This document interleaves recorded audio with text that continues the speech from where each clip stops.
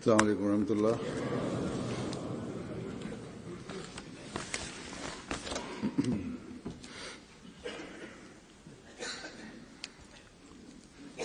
أشهد أن لا إله إلا الله وحده لا شريك له وأشهد أن محمدا عبده ورسوله أما بعد فأعوذ بالله من الشيطان الرجيم بسم الله الرحمن الرحيم الحمد لله رب العالمين الرحمن الرحيم مالك يوم الدين إياك نعبد وإياك نستعين اهدنا الصراط المستقيم صراط الذين أنعمت عليهم غير المغضوب عليهم ولا الضالين.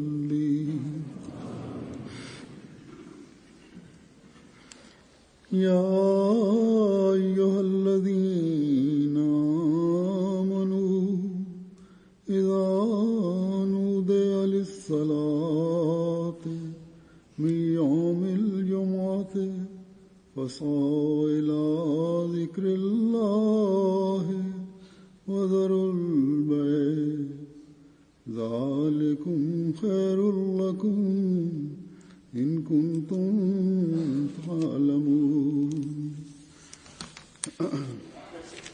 وإذا قضيت الصلاة فانتشروا في الأرض وابتغوا من فضل الله واذكروا الله كثيرا لعلكم تفلحون.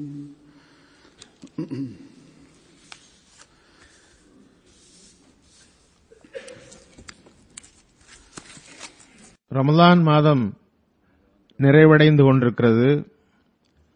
இன்று சில இடங்களில் கடைசி நோன்பாக இருக்கலாம், சில இடங்களில் நாளை கடைசி நோன்பாக இருக்கும்.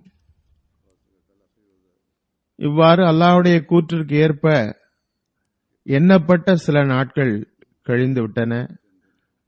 நம்மில் பெரும்பாலார் இந்த நாட்களில் இருந்து பயன் பெற்றிருப்பார்கள். சிலருக்கு இந்த நாட்களில் புதிய அனுபவங்கள் கிடைத்திருக்கும். இப்போது இந்த அருள்கள், ஆன்மீக அனுபவங்கள் நமது வாழ்வின் அங்கமாக வேண்டும் என்பதே நமது துஆவும் முயற்சியுமாக இருக்க வேண்டும். அல்லாஹ்வின் பக்கம் எடுத்து வைக்கப்படுகிற நமது அடி இவ்விடத்திலேயே நின்றுவிடக்கூடாது. மாறாக நிரந்தரமாக முன்னேறிக் கொண்டிருக்கக்கூடிய அடியாக இருக்க வேண்டும். ஒவ்வொரு அடியும் எண்ணற்ற அருட்களை அருகில் கொண்டு வருகிற அடியாக இருக்க வேண்டும். இன்று ரமலானின் கடைசி ஜும்மாவாகும். நம்மில் பெரும்பாலார் அல்லாஹ்வின் அருளால் மிகவும் பேணுதலுடன் ஜும்மா தொழுபவர்கள்தாம். ஆனால் நம்மில் சிலர் கடைசி ஜும்மாவிற்கு மிகவும் முக்கியத்துவம் தருபவர்களாக இருக்கின்றனர். உலகில் அல்லாஹ்வின் அருளால் ஜமாத் பரவிவிட்டது. பல்வேறு பிரிவை சார்ந்த மக்கள் ஜமாத்தில் இணைகின்றனர். பழைய தர்பியத்தின் தாக்கம் கூட அவர்களிடம் இருக்கும். சிலர் பொதுவாக வருடம் முழுவதும் ஜும்மாவுக்கு அவ்வளவு முக்கியத்துவம் தருவதில்லை. ஆனால் ரமலானின் கடைசி ஜும்மாவிற்கு மிகவும் முக்கியத்துவம் தருகின்றனர்.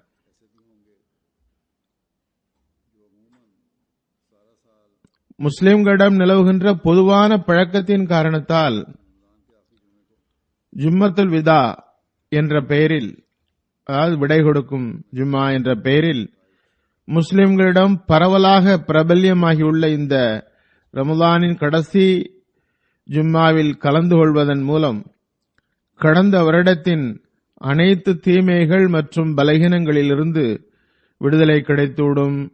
முழு வருடத்தின் இபாதத்துகளின் கடமையும் கூட இந்த ஜும்மாவில் கலந்து கொள்வதன் மூலம் நிறைவேறிவிடும் என்று கருதுகின்றனர்.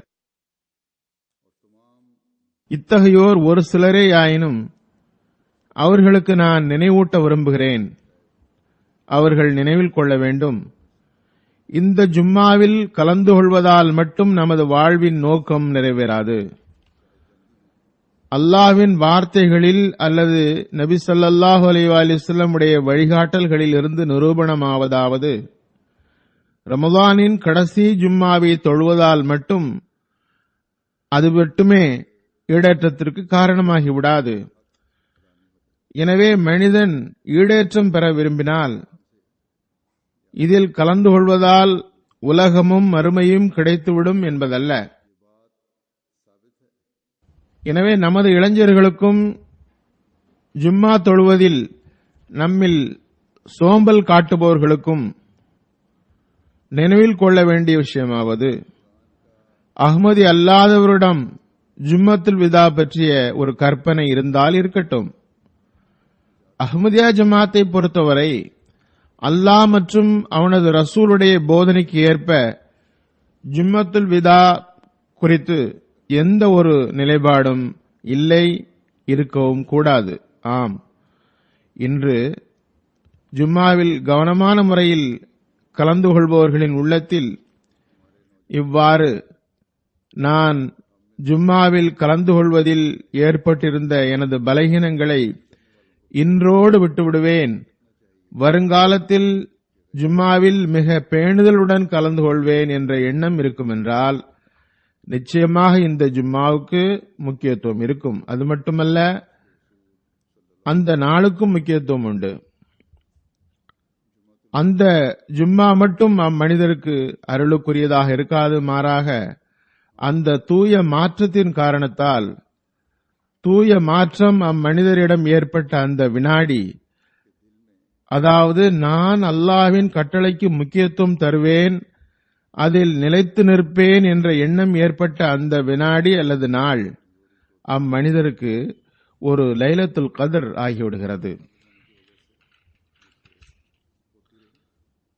அந்த நாள் அல்லது அந்த நொடி அவருக்கு லைலத்துல் கத்ர் ஆகிவிடுகிறது.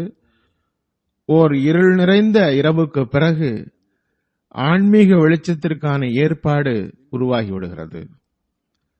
நான் கடந்த குத்பாவில் கூறியது போன்று ஹதரத் மஸீமூத் அலைஹிஸ்ஸலாம் கூறினார்கள், மனிதனுக்கு ஒரு லைலத்துல் கத்ர் அவன் தூய்மையடையக்கூடிய நேரமாகும். அதாவது அம்மனிதர் தமக்குள் ஒரு தூய மாற்றத்தை உருவாக்கி அல்லாஹ்வின் முன் குனிகிறார், அவனது கட்டளைகளை அமல் செய்வதற்காக உறுதி எடுக்கிறார், அதில் நிலைத்து நிற்கிறார். ஜும்மாவின் முக்கியத்துவம் குறித்து அல்லாஹ் தஆலா என்ன வழிகாட்டல் வழங்கியுள்ளான்? நான் ஓதிய முதல் வசனத்தில் அல்லாஹ் கூறுகின்றான், நம்பிக்கை கொண்டவர்களே, ஜும்மா நாளின் ஒரு பகுதியில் தொழுகைக்காக அழைக்கப்பட்டால் அல்லாஹ்வை zikr செய்வதற்காக விரையுங்கள், உங்கள் வியாபாரங்களை விட்டுவிடுங்கள், நீங்கள் அறிந்திருந்தால் இது உங்களுக்கு மிகச் சிறந்ததாகும். பிறகு அடுத்த வசனத்தில் கூறுகிறான், நீங்கள் தொழுது முடித்துவிட்டால் அல்லாஹ்வின் அருளை தேடும் பொருட்டு பூமியில் பரவிச் செல்லுங்கள், அல்லாஹ்வை அதிகமாக zikr செய்யுங்கள், நினைவு கூறுங்கள், அதன் மூலம் நீங்கள் வெற்றி பெறலாம். ஆகவே அல்லாஹ் தஆலா எல்லா உலகியல் வேலைகளையும் விட்டுவிட்டு ஜும்மாவுக்கு வருவதையும் உள்ளத்தில் இறை அச்சத்தை உருவாக்குவதையும் குறித்து கவனமூட்டியுள்ளான் என்பது தெளிவாகிறது. அல்லாஹ் தஆலா இந்த வசனத்தில் ரமலானின் ஜும்மா, ரமலானின் கடைசி ஜும்மா ஆகியவற்றில் கலந்து கொள்வது பற்றி வழிகாட்டல் வழங்கவில்லை. மாறாக எந்த குறிப்பான சுட்டிக்காட்டலும் இன்றி ஜும்மா தொழுகையின் முக்கியத்துவம் குறித்து கவனமூட்டியுள்ளான். கூறுகின்றான், ஒவ்வொரு ஜும்மாவும் மிக முக்கியத்துவம் வாய்ந்ததாகும். ஆகவே நீங்கள் நம்பிக்கையாளர்கள் என்றால், நீங்கள் ஈமான் கொண்டிருப்பதாக வாதிப்பீர்கள் என்றால், பிறகு ஜும்மாவின் சிறப்பான நாள் உங்களுக்கு சாதாரண நாட்களை விட பெரியது. அந்த நாள் குறிப்பாக அல்லாஹ்வை நினைவு கூறுவதற்காக சிறப்பாக்கப்பட்டுள்ளது. அதில் உங்கள் தொழில், வர்த்தகங்கள், வேலைகளை விட்டுவிட்டு கலந்து கொள்ளுங்கள். நம்பிக்கை கொண்டவர்களே என்று கூறியதன் பக்கம் கவனமூட்டியுள்ளான். ஈமான் கொள்வதற்கு மிக முக்கிய நிபந்தனை ஜும்மாவை பேணுவதாகும். முக்கிய நிபந்தனை ஒவ்வொரு ஜும்மாவிலும் கலந்து கொள்வதாகும். ஆகவே எந்த காரணமும் இல்லாமல் கலந்து கொள்ளாமல் இருப்பவர் தமது ஈமானிய நிலை குறித்து கவலைப்பட வேண்டும். அதுபோன்று ஜும்மாவிற்கு தாமதமாக வருபவர்களும் யோசிக்க வேண்டும். தமது வேலைகளை ஒதுக்கும் போது குறிப்பிட்ட நேரத்திற்கு முன் ஒதுக்க வேண்டும். அல்லாஹ் தஆலா கூறுகிறான், நீங்கள் ஜும்மாவிற்காக அழைக்கப்பட்டால், ஜும்மாவுக்கு வருகிற ஒவ்வொருவருக்கும் தெரியும், ஜும்மா 1 மணிக்கு ஆரம்பமாகும் அல்லது பல்வேறு பகுதியில் அதற்கான நேரம் நிர்ணயிக்கப்பட்டிருக்கும். இங்கு குறிப்பாக ஐரோப்பாவில் பிரயாணத்தின் கால அளவையும் நினைவில் கொள்ள வேண்டும். அதற்கு ஏற்ப ஆயத்தம் செய்ய வேண்டும். இந்த நாடுகளில் டிராபிக் மற்றும் பார்க்கிங் போன்றவற்றையும் இதுபோன்ற சில பிரச்சனைகள் ஏற்படுகின்றன. அவற்றையும் கவனத்தில் கொள்ள வேண்டும். குறிப்பாக ரஷ்ஷாக இருக்கும் பொழுது இந்த பிரச்சனைகளை கவனத்தில் வைக்க வேண்டும். ஆகவே ஜும்மா நாளில் இந்த எல்லா விஷயங்களையும் கவனத்தில் கொண்டு மேலும் நேரத்தை கணித்து கிளம்ப வேண்டும். ஹஜ்ரத் நபி ஸல்லல்லாஹு அலைஹி வஸல்லம் ஜும்மாவிற்காக முதலில் வருபவரை பெரும் நற்பலன் பெற்றவர் என்று கூறியுள்ளார்கள். ஹஜ்ரத் நபி ஸல்லல்லாஹு அலைஹி வஸல்லம் கூறினார்கள், ஜும்மா நாளில் பள்ளியின் ஒவ்வொரு வாசலிலும் மலக்குகள் நிற்பார்கள். மஸ்ஜிதுக்கு முதலில் வருபவர் முதலாவது என்று எழுதிக் கொள்ளப்படுவார். இவ்வாறு மலக்குகள் மஸ்ஜிதுக்கு வருபவரின் பட்டியலை தயார் செய்து கொண்டே இருக்கின்றனர். எதுவரை என்றால், இமாம் தமது ஹுத்பாவை முடித்ததும் மலக்குகள் தமது பதிவேட்டை மூடிவிடுகின்றனர். எனவே வருகிற ஒவ்வொருவருக்கும் பள்ளிக்கு வந்து அல்லாஹ்வை ஜிக்ர் செய்வதற்கு ஜும்மா நாளன்று சிறப்பான நற்கூலி உள்ளது. இமாமை எதிர்பார்த்து இருப்பதிலும் மேலும் ஹுத்பாவின் போதும் இந்த நற்கூலியிலிருந்து பங்கு பெறுகின்றனர். ஹஜ்ரத் நபி ஸல்லல்லாஹு அலைஹி வஸல்லம் ஜும்மாவுக்கு முக்கியத்துவம் தராதவர்களை மிகவும் எச்சரித்தார்கள். ஹஜ்ரத் நபி ஸல்லல்லாஹு அலைஹி வஸல்லம் கூறினார்கள், ஒருவர் வேண்டுமென்றே 3 ஜும்மாவை விட்டுவிட்டால் அல்லாஹ் தஆலா அவரது உள்ளத்தில் முத்திரையிட்டு விடுகிறான். ஆகவே நாம் இதன் முக்கியத்துவத்தை கவனத்தில் கொள்ள வேண்டும். திருக்குர்ஆனில் அல்லாஹ்வோ அல்லது ஹஜ்ரத் நபி ஸல்லல்லாஹு அலைஹி வஸல்லம் அவர்களோ ரமலானின் கடைசி ஜும்மாதான் முக்கியத்துவம் வாய்ந்தது என்று எங்கும் கூறவில்லை. மாறாக எல்லா ஜும்மாவையுமே முக்கியத்துவம் வாய்ந்தது என்றே கூறியுள்ளார்கள். ஒரு ஹதீஸில் உள்ளது, ஹஜ்ரத் நபி ஸல்லல்லாஹு அலைஹி வஸல்லம் கூறினார்கள், முஸ்லிம்களே, ஜும்மாவின் நாளை இறைவன் உங்களுக்கு பெருநாளாக்கியுள்ளான். எனவே அந்நாளில் நீங்கள் நல்ல பேணுதலுடன் குளித்து அதற்காக தயாராகுங்கள். ஒவ்வொரு ஜும்மாவுக்கும் இந்த முக்கியத்துவம் உண்டு. அதற்காக நீங்கள் கவனத்துடன் பேணுதல் செய்ய வேண்டும். எல்லா வேலைகளையும் விட்டுவிட வேண்டும். எல்லா தொழில்களிலிருந்தும் விடுப்பெடுத்து விட வேண்டும். மேலும் பள்ளிக்கு ஜும்மாவிற்கு செல்ல வேண்டும். ஹதீஸிலிருந்து நிரூபிக்கப்பட்டுள்ளது, ஹஜ்ரத் நபி ஸல்லல்லாஹு அலைஹி வஸல்லம் அவர்கள் இவ்வளவு தெளிவாக இதன் முக்கியத்துவத்தை கூறியுள்ளார்கள். ஒரு மோமீனுடைய ஈமானிய தரத்தை உயர்த்த ஒவ்வொரு மோமீனுக்கும் ஜும்மா தொழுகை ஃபர்லாகும் என்ற ஹதீஸின் மூலம் நிரூபிக்கப்பட்டுள்ளது. இது மட்டுமல்ல, இதன் எதிரிடை அம்சங்களையும் எச்சரிக்கைகளையும் விடுத்துள்ளார்கள். வேண்டுமென்றே ஜும்மாவை விட்டுவிடுபவரின் உள்ளம் நன்மைகள் செய்வதை விட்டும் முற்றிலுமாக அடைபட்டு விடுகிறது. ஆகவே இது மிகவும் அஞ்சத்தக்க இடமாகும். அசட்டை காட்டுபவர்கள் தம்மை ஆய்வு செய்ய வேண்டும். எந்த காரணமும் இல்லாமல் சோம்பல் காட்டுவதை விட்டுவிட வேண்டும். இஸ்லாம் பலவந்தப்படுத்துவதில்லை. இஸ்லாம் எல்லாம் அடங்கிய மார்க்கமாகும். இதில் வெறும் கடுமையும் எச்சரிக்கையும் மட்டும் இல்லை. நீங்கள் ஜும்மாவுக்கு வரவில்லை என்றால் என்று அச்சமூட்ட மட்டும் செய்யவில்லை. நான் ஏற்கனவே கூறிவிட்டேன், அனுமதிக்குட்பட்ட காரணம் என்றால் சரி. அனுமதிக்கப்பட்ட காரணம் இல்லாமல் ஒருவர் வரவில்லை எனில் பிடிக்கப்படுவார். அனுமதிக்கப்பட்ட காரணமின்றி ஜும்மாவை விடுவது தடுக்கப்பட்டதாகும். அந்த அனுமதிக்கப்பட்ட காரணங்களையும் கூட ஹஜரத் நபி ஸல்லல்லாஹு அலைஹி வஸல்லம் அவர்கள் யார் யாருக்கெல்லாம் ஜும்மாவை விட அனுமதி உண்டென்று தெளிவாக்கி விட்டார்கள்.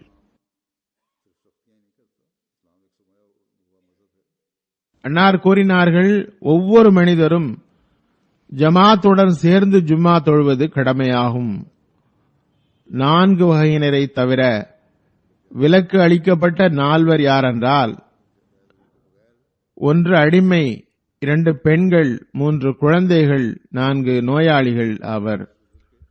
இதுவே இஸ்லாத்தின் அழகிய போதனை.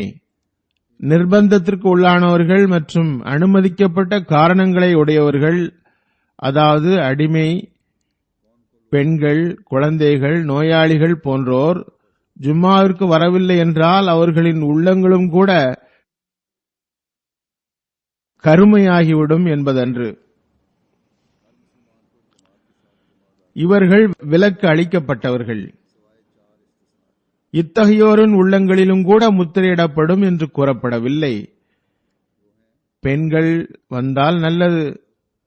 ஜும்மா தவிர 5 வேளை தொழுகைகள் ஆகியவற்றை பள்ளிக்கு வந்து நிறைவேற்றுவது ஆண்களுக்கு மட்டும் ஃபர்லாகும். பெண்களும் கண்டிப்பாக பள்ளிக்கு வந்தே ஆக வேண்டும் என்பது அவசியமில்லை. ஆனால் ஜும்மாவிற்கு பெண்கள் வந்தால் நல்லது, வரவில்லை என்றால் எவ்வித குற்றமும் இல்லை. ஆனால் சில பெண்கள் வருகின்றனர், அவர்களுக்கு சிறு குழந்தைகள் இருக்கின்றன, அவை சில வேளை தொல்லை கொடுக்கின்றன. இன்னும் சில பெண்களுக்கு வீட்டு வேலைகள் இருக்கும், எனவே அவர்கள் வீட்டில் இருக்க அனுமதிக்கப்பட்டுள்ளது. மேலும் சிறு குழந்தைகளை உடைய பெண்கள் வரவும் வேண்டாம். அவர்களுக்கு வருவது எளிதாகவே இருந்தாலும் சரியே. ஏனெனில் குழந்தைகளின் காரணத்தால் சில வேளைகளில் மற்ற தொழுகையாளிகளின் தொழுகைகள் மற்றும் ஹுத்பாவுக்கும் குந்தகம் விளைகிறது. ஈது தொழுகைக்கு வருவது மட்டும் ஒவ்வொரு பெண்ணுக்கும் ஃபர்லாகும். தொழாவிட்டாலும் கூட ஹுத்பா கேட்க வேண்டும். அதுபோன்று அடிமைகள், இவர்கள் எஜமானர்களின் கைகளால் நிர்பந்திக்கப்பட்டுள்ளனர். ஆனால் இக்காலத்தில் எந்த அடிமையும் இல்லை. முற்காலத்தில் இருந்த அடிமைகளின் நடைமுறை இக்காலத்தில் இல்லை. இக்காலத்தில் வேலை செய்பவர்கள் இருக்கிறார்கள், ஆனால் அவர்கள் அடிமைகளின் வகுப்பில் வரமாட்டார்கள். எனவே அவர்களும் இந்த விதிவிலக்கின் காரணத்தினால் தம்மையும் அடிமைகளின் வகுப்பில் சேர்த்துக் கொள்ளக்கூடாது. அதிகபட்சமான நிர்பந்தம் இருந்தால் ஒழிய, அல்லது உரிமையாளர் மிகவும் கடுமையானவராக இருந்து விடுப்பு தரமாட்டார் எனில், அவருக்கு வருமானத்திற்கு வேறு வழியும் இல்லை எனில், வறுமை, பஞ்சம், பசியில் மாட்டும் அபாயம் இருக்கிறது எனில், இந்நிலையில் அவருக்கு விதிவிலக்கு உண்டு. இது மிகவும் நிர்பந்தத்திற்கு உள்ளான நிலையாகும். நிர்பந்தத்திற்கு உள்ளான நிலையில் விலக்கப்பட்டதும் கூட அனுமதிக்கப்பட்டதாகிவிடுகிறது. இந்த நிர்பந்தத்துக்குட்பட்ட நிலையும் கூட பொதுவாக இருப்பதில்லை. உரிமையாளருக்கு உணர்வூட்டப்பட்டால் அவர் கிறிஸ்தவராகவே இருப்பினும் கொஞ்சமாவது அல்லது ஒரு ஜும்மா விட்டு ஒரு ஜும்மாவுக்காவது செல்வதற்கு அனுமதி வழங்கி விடுவார்கள். இன்னும் சொல்வதாயின் அதுபோன்று பல அகமதிகளிடம் கூறியுள்ளார்கள், ஜும்மாவிற்கு விடுப்பு கிடைக்காத காரணத்தினால் தன்னுடைய வேலையை அவர்கள் விட்டுவிட்டார்கள். அல்லாஹ் தஆலா அதனை விட சிறந்த ஏற்பாட்டை செய்துவிட்டான். நாம் ஜும்மாவிற்கு முக்கியத்துவம் தர வேண்டும் என்பதனை கவனத்தில் கொண்டால், பிறகு சில கடுமையான நிலைகளில் ஜும்மா கிடைக்காமல் போகிறது என்றால் துஆவும் செய்து வந்தால் வேதனை மிக்க உள்ளத்துடன் செய்யப்படும் துஆக்களை அல்லாஹ் தஆலா ஏற்றுக்கொண்டவாறு ஏற்பாடும் செய்து விடுகிறான். எளிமையையும் ஏற்படுத்தி விடுகிறான். அதுபோன்று சிறு குழந்தைகளையும் ஜும்மாவுக்கு கொண்டு வரக்கூடாது. இதனால் நான் கூறியது போன்ற பிற தொழுகையாளிகளுக்கும் டிஸ்டர்ப் ஆகிவிடுகிறது. பெண்களை பற்றி கொண்டு வர வேண்டாம் என்று ஏற்கனவே சொல்லிவிட்டேன். சில ஆண்கள் குழந்தைகளை எடுத்து வருகின்றனர். அவர்களும் எச்சரிக்கையாக இருக்க வேண்டும். பிறகு எடுத்து வந்தால் குழந்தை பகுதியில் விட வேண்டும் அல்லது தாமே குழந்தையுடன் சென்று அமர வேண்டும். எவ்வாறு இருப்பினும் இந்த 4 விதிவிலக்குகளை ஹஜ்ரத் நபி ஸல்லல்லாஹு அலைஹி வஸல்லம் கூறியுள்ளார்கள். இவர்களை தவிர ஒவ்வொருவரும் ஜும்மா தொழுகைக்கு வருவது ஃபர்லாகும். ஜும்மாவுடைய நாளுக்காக சிறப்பாக ஏற்பாடு செய்வது ஃபர்லாகும். ஹஜ்ரத் நபி ஸல்லல்லாஹு அலைஹி வஸல்லம் அவர்கள் இறுதியானதும் முழுமையானதும் முழுமையாக்கக்கூடியதுமான ஷரியத்தை கொண்டு வந்தார்கள். அடியார்களை அல்லாஹுடன் இணைக்கின்ற போதனையை கொண்டு வந்தார்கள். அன்னார் தம்மை ஏற்றுக்கொண்டவர்களை மிக உயர்ந்த தகுதியில் பார்க்க விரும்பினார்கள். ஹஜ்ரத் நபி ஸல்லல்லாஹு அலைஹி வஸல்லம் அவர்கள் எவ்வாறு மனிதன் பாவங்களில் இருந்து தப்ப முயற்சிக்க வேண்டும், எவ்வாறு இறைவனது நெருக்கத்தை பெற வேண்டும், எவ்வாறு தனது நன்மைகளை நிரந்தரமாக்க வேண்டும், எவ்வாறு தனது பிறப்பின் நோக்கத்தை நிறைவேற்ற வேண்டும் என்று பல்வேறு வழிமுறைகளில் இதன் பக்கம் கவனமூட்டியுள்ளார்கள். ஹஜ்ரத் நபி ஸல்லல்லாஹு அலைஹி வஸல்லம் கூறினார்கள், 5 வேளை தொழுகைகள் ஒரு ஜும்மா அடுத்த ஜும்மா வரை, ரமதான் அடுத்த ரமதான் வரை உள்ள பாபங்களுக்கு பரிகாரமாகிவிடுகின்றது. மனிதன் பெரும் பெரும் பாபங்களிலிருந்து விலகி இருக்கும் வரை. இதுவே நபி ஸல்லல்லாஹு அலைஹி வஸல்லம் அவர்கள் நமக்காக காட்டிய வழிகாட்டல். இவை பாவத்திலிருந்து தப்பிக்க செய்வதுடன் ஈடேற்றத்திற்கும் வழி ஏற்படுத்துகிறது.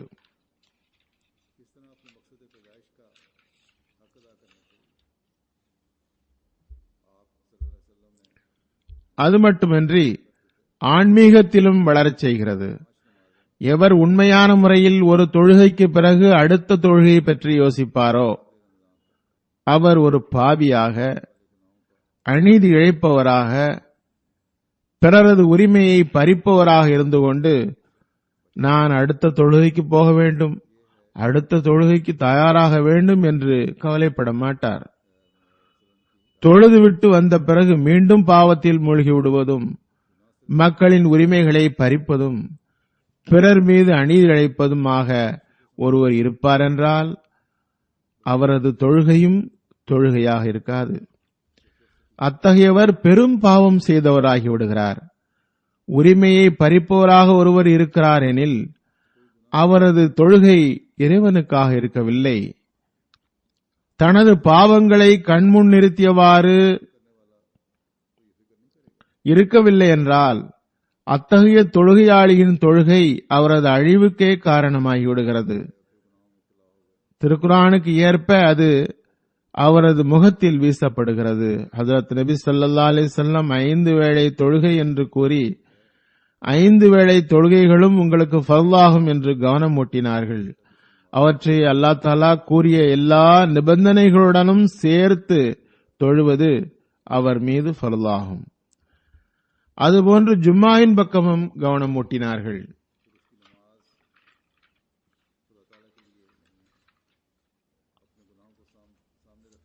ஜும்மாவில் கலந்து கொண்டு அதன் பர்க்கத்துகள், இமாமின் ஹுத்பா ஆகியவை மூலம் உங்களுக்குள் உருவான நன்மைக்கான உணர்வை அடுத்த ஜும்மா வரை நிலைநிறுத்த வேண்டும். கூறப்பட்ட விஷயங்களை அமல் செய்ய முயற்சிக்க வேண்டும். இது நடந்தால் ஒரு ஜும்மாவிலிருந்து அடுத்த ஜும்மா உங்களை தீமைகளிலிருந்து விடுதலை செய்விக்கும்.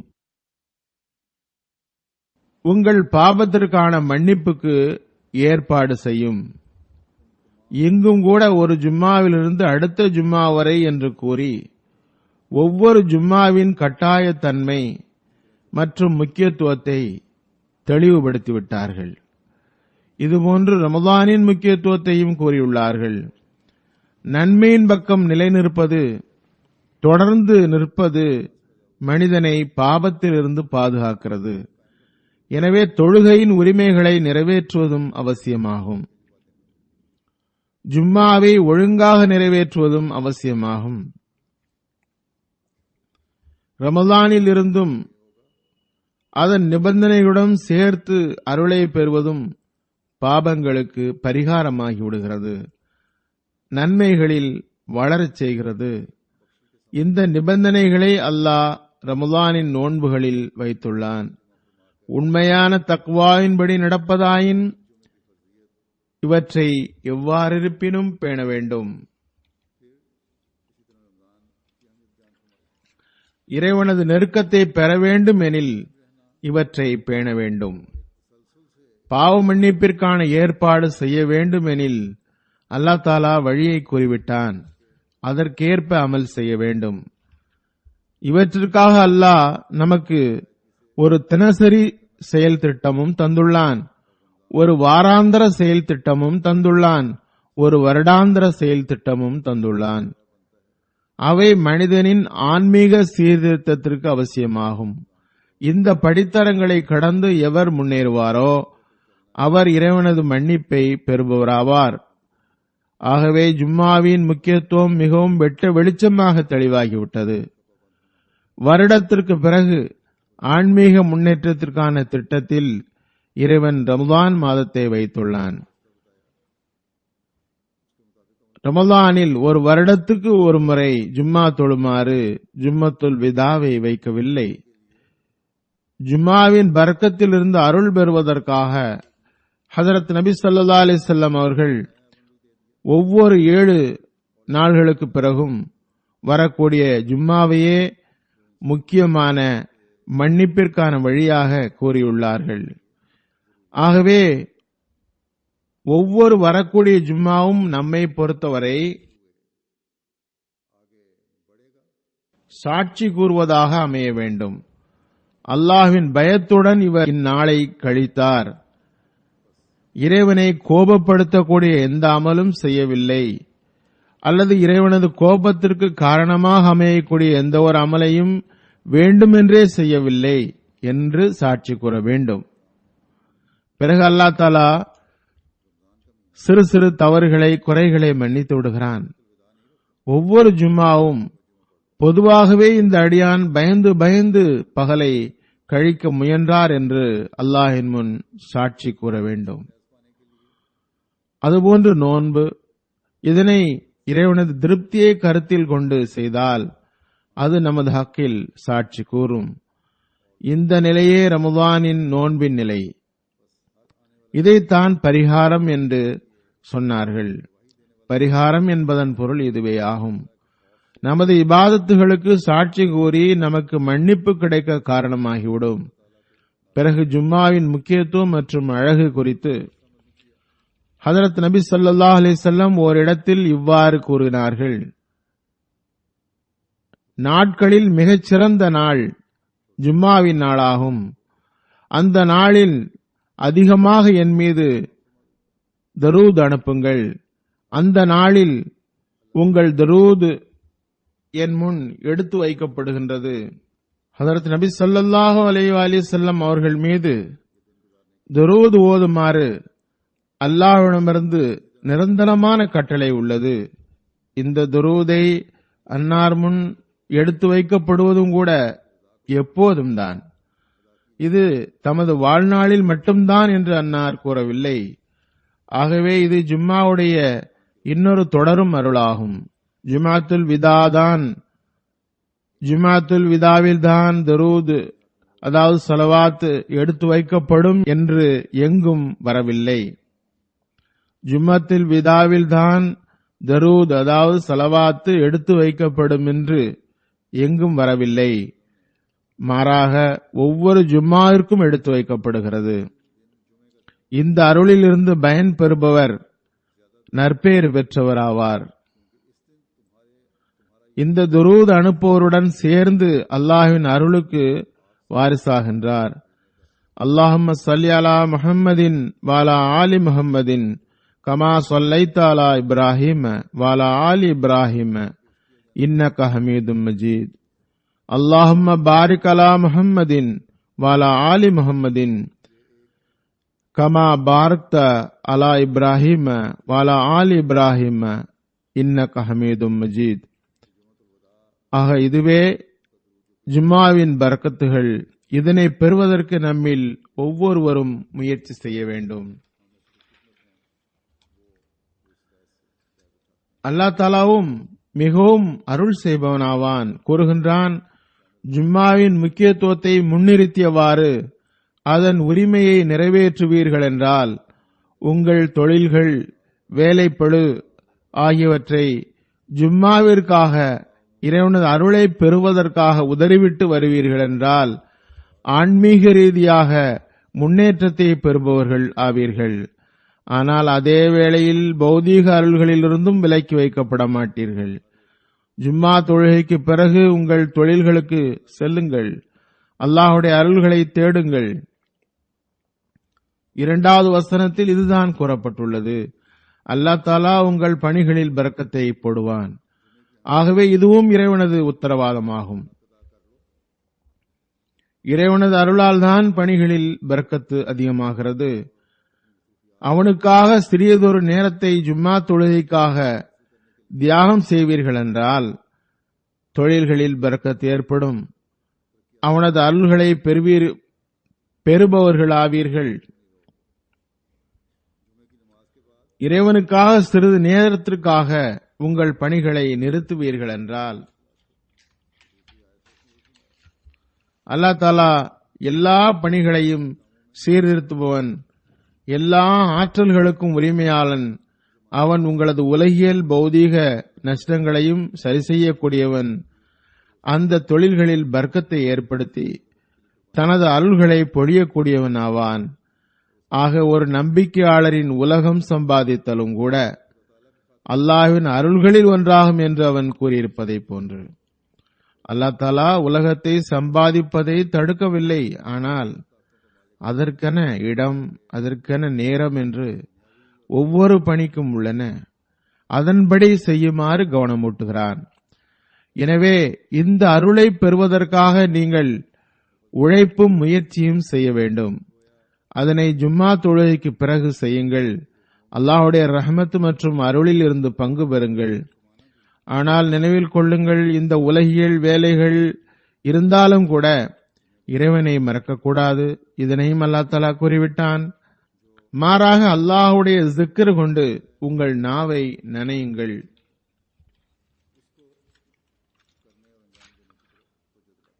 உலகியல் தொழில்களும் கூட இறைவனது விருப்பம் மற்றும் கட்டளைகளுக்கு ஏற்ப இருக்க வேண்டும். ஏமாற்றுதல், சூழ்ச்சி, பொய், சோம்பல் போன்றவை அதில் இருக்கக்கூடாது. மேற்கண்டவை உங்கள் பணிகளிலும் தொழில்களிலும் இருக்குமாயின் அப்போதும் பாவியாகி விடுவீர்கள். அல்லாஹ்வின் நினைவை மறந்தவர்களாவீர்கள். அல்லாஹ்வின் ஸிக்ர் உங்களை இத்தகைய காரியங்களிலிருந்து விலக்கி வைத்திருக்க வேண்டும். கடந்த ஹுத்பாவிலும் கூறப்பட்டது போன்று ஒவ்வொரு பணி செய்யும் பொழுதும் இறைவன் என்னை பார்க்கிறான் என்ற எண்ணம் வர வேண்டும். இந்த எண்ணம் வந்தால் இறைவனது ஸிக்ரின் உரிமையும் நிறைவேறும். நம்மீது உள்ள பொறுப்புகளையும் மனிதன் அதன் மூலம் நிறைவேற்றக்கூடியவனாவான். ஆகவே இன்றைய இந்த நாளை முக்கியமானதாக ஆக்க வேண்டும் என்றால் இந்த அடிப்படையில் முக்கியமானதாக ஆக்க முயற்சிக்க வேண்டும். இன்று அல்லது நாளை ரமலானின் இபாதத்தில் இருந்து நீங்கள் வெளிவந்து விடுவீர்கள். ஆனால் ஜும்மா தொழுகையிலிருந்து ஒரு வருடத்திற்கு வெளியே போய்விட முடியாது. மாறாக அடுத்த ஜும்மா கூட இந்த ஜும்மா போன்றே முக்கியத்துவம் வாய்ந்ததாக இருக்கிறது. எந்த பலகீனங்கள் குறைகள் நமது இறந்த காலத்தில் இருந்தனவோ வருங்காலத்தில் அதனை அகற்ற உறுதிமொழி எடுக்க வேண்டும். இந்த சிந்தனை இருக்குமெனில் நாம் ஜும்மாவிற்கு விடை கொடுக்க மாட்டோம்.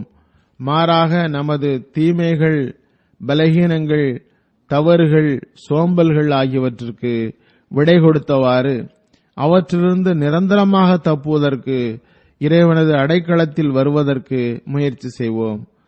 ரமலானின் பரக்கத்திலிருந்து பலன் பெறுவது இதுதான்.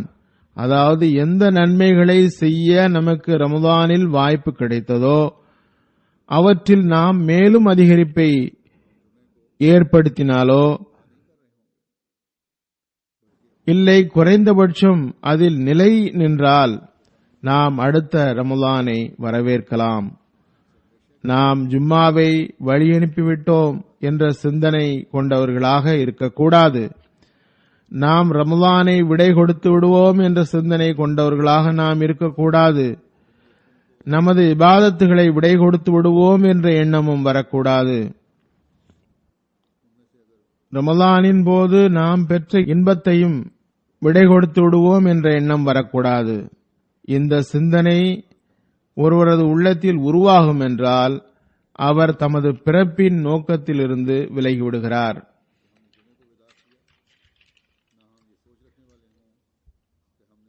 பிறப்பின் நோக்கத்திலிருந்து விலகியவர் தக்வாவிலிருந்து விலகியவர் ஆவார். தக்வாவிலிருந்து விலகியவர் இறைவனது அருள்களை பெறுபவராக இருக்க முடியாது. நாம் ரமலானில் எதையெல்லாம் பெறுவதற்கு முயற்சி செய்திருந்தோமோ அதனை நாம் வீணாக்கியும் விட்டோம். எந்த வெற்றி மற்றும் ஜெயிப்பு குறித்து அல்லாஹ் தஆலா வாக்குறுதி அளித்தானோ அதிலிருந்தும் நாம் விலக்கப்பட்டு விட்டோம். அல்லாஹ் தஆலா ரமலானின் நோன்பு மற்றும் பிற கட்டளைகளை நிறைவேற்றுவதன் விளைவு தக்வா கிடைப்பது என்று கூறியுள்ளான். நோன்பு பற்றி வசனத்தில் வருகிறது. ஆகவே நாம் இன்று இதனை ஆய்வு செய்ய வேண்டிய தேவை உள்ளது. நாம் இந்த விளைவை பெற்றுவிட்டோமா இல்லையா, அல்லது குறைந்தபட்சம் இந்த முயற்சியில் நாம் அடியை முன்வைத்துள்ளோமா இல்லையா? நாம் ரமலானில் பெற்றதில் உறுதியான பாதத்துடன் நின்று அதில் மேலும் முன்னேற முயற்சிப்பேன் என்று உறுதிமொழி எடுத்தோமா என்று ஆய்வு செய்ய வேண்டும். ஹதரத் மஸீஹ் மவ்ஊத் அலைஹிஸ்ஸலாம் நமக்கு தக்வா மற்றும் அதன் நுட்பமான வழிகளை குறித்து மிக விரிவாக புரிய வைத்துள்ளார்கள். அன்னார் ஓரிடத்தில் கூறுகிறார்கள், மீண்டும் மீண்டும் திருக்குர்ஆனை படியுங்கள்.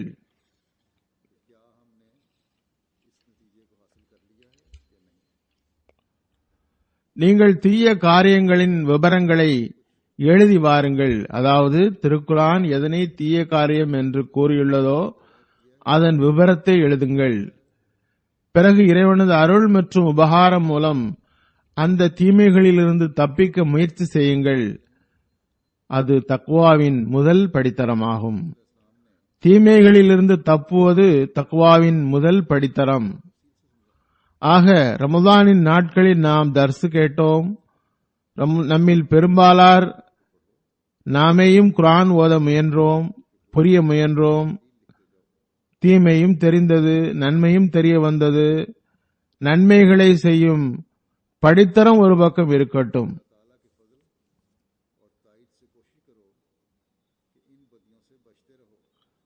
அது பிறகுதான் வருகிறது.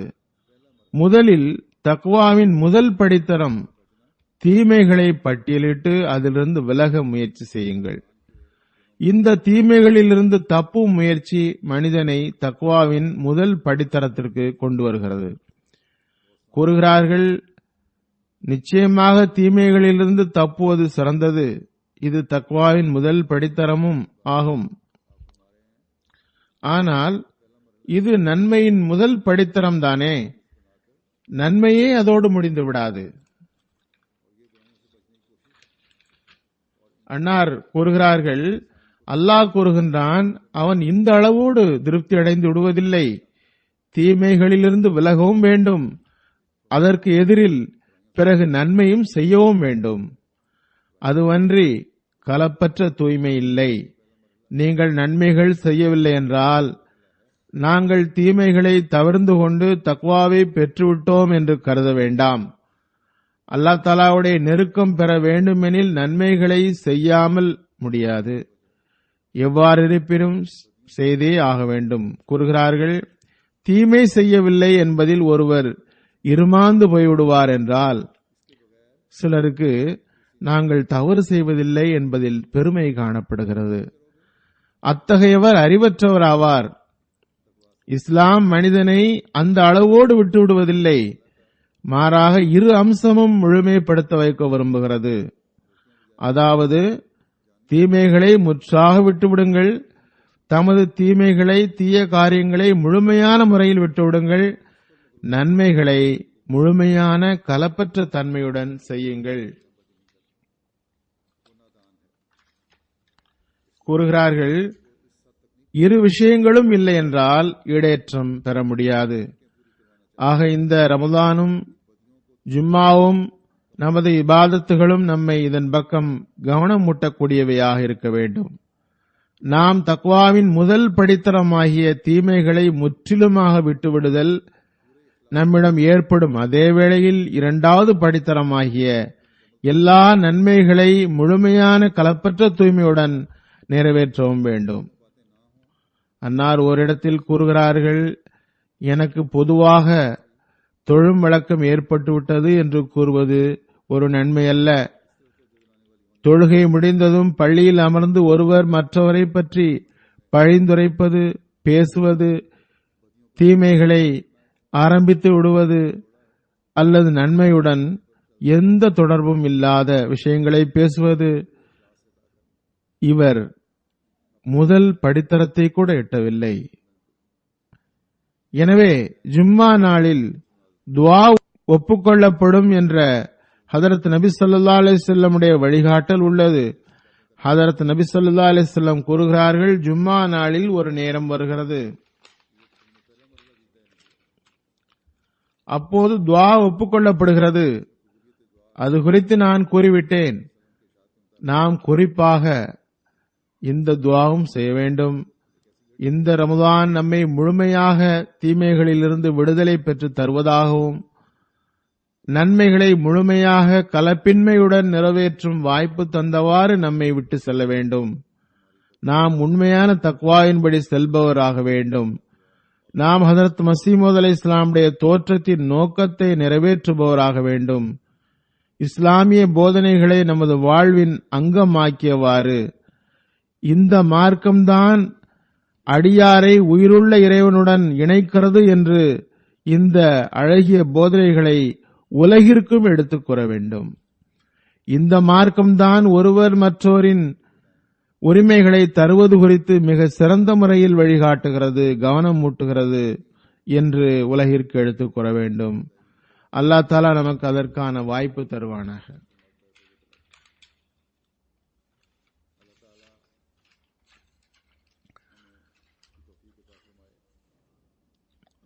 மேலும் துஆ செய்யுங்கள். துன்பத்தில் உழலும் எல்லா அகமதிகளையும் துன்பங்களிலிருந்து வெளிக்கொண்டு வருவானாக. எந்த வகையான சிக்கல்களில் மாட்டியிருந்தாலும் அதனை விட்டு அகற்றுவானாக. அதுபோன்று உம்மத்தே முஸ்லிமாவுக்கும் காலத்தின் இமாமை ஏற்றுக்கொண்டு துக்கங்களில் இருந்தும் பிரச்சனைகளில் இருந்தும் வெளிவர வாய்ப்பு தருவானாக. ஒருவர் மற்றவருக்கு அநீதி இழைக்கின்றனர், அவர்களின் கைகளை அநீதி இழைப்பதிலிருந்து அல்லாஹ் தடுப்பானாக.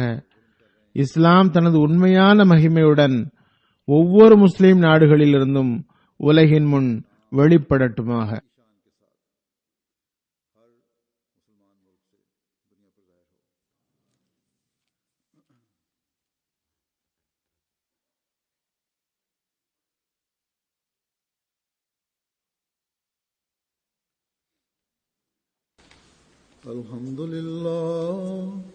الحمد لله نحمده ونستعينه ونستغفره ونؤمن به ونتوكل عليه ونعوذ بالله من شرور أنفسنا ومن سيئات أعمالنا من يهده الله فلا مضل له ومن يضلل فلا هادي له ونشهد أن لا إله إلا الله ونشهد أن محمدا عبده ورسوله عباد الله رحمكم الله إن الله يأمر بالعدل والإحسان